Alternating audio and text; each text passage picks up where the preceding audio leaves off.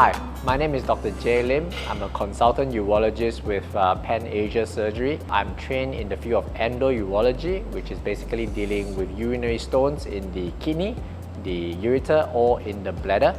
I'm also trained in robotic and laparoscopic surgery and general urology as well.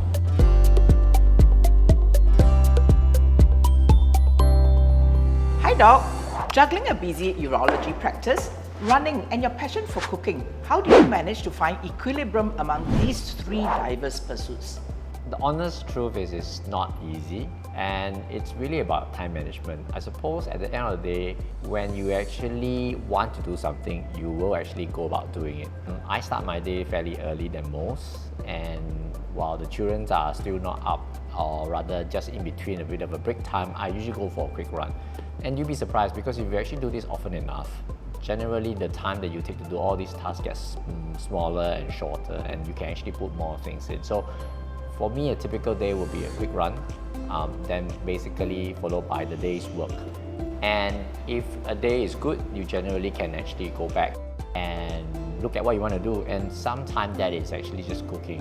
And because if you actually enjoy doing these things, to me that's not so much of a chore. I have a very good supportive family that really helps because I do the cooking, they do the washing, so it's really a bit of a balance here and there. So yes, that's pretty much how I handle these things.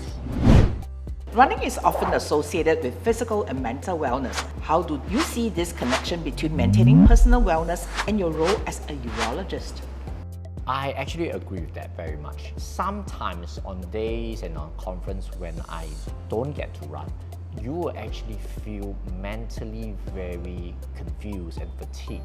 If anything, running to me is a way of consolidating my thoughts. I have this mental picture that as every step that I take when I run, perhaps it's basically like my mind's in the bottle of sand, and the more I run, I'm more compacted and leaving more space for me to fill it up with other sand. So to me, it actually helps me put my thoughts in order and my action plan.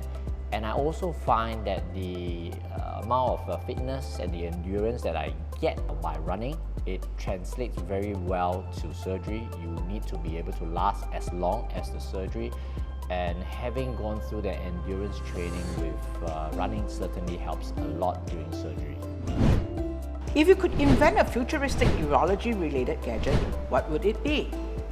Futurely-related urology, there's so many.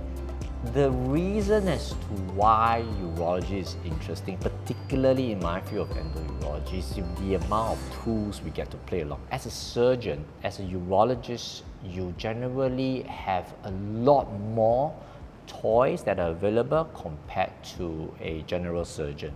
So for example, we use lasers to break down stones, we use ultrasound machines to break down stones in various places, or even regenerate blood vessels. We have a robotic system that helps us to develop and to do robotic surgery, for example, partial nephrectomy and prostatectomy.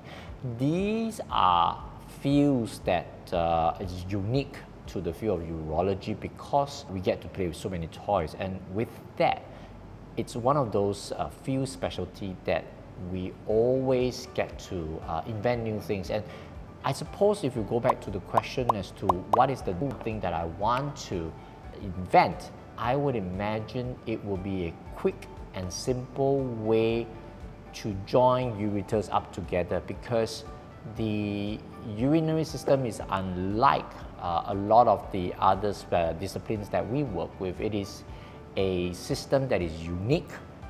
And basically what it means is that the fluid involved is always urine or excretions from the body. And when that happens, you can't use the usual way of stitching things up because it's not sterile, or stones actually formed around these sutures. With that, you cannot use the traditional way of using staplers to connect two organs together. And so I imagine the best thing that I would like to invent or see invented would be a quick and easy way to join ureters together, because I think that would be very challenging, and it involves a lot of thinking and planning behind it to clinical use. Are there any emerging urology technologies that you are excited about? I think for sure.